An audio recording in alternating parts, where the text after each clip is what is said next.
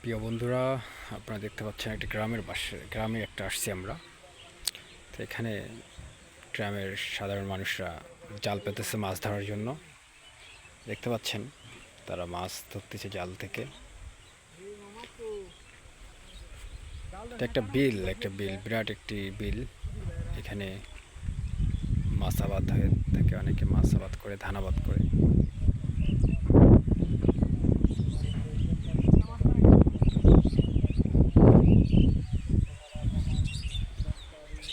দেখুন কি বিশাল, সুবিশাল একটি গ্রাম।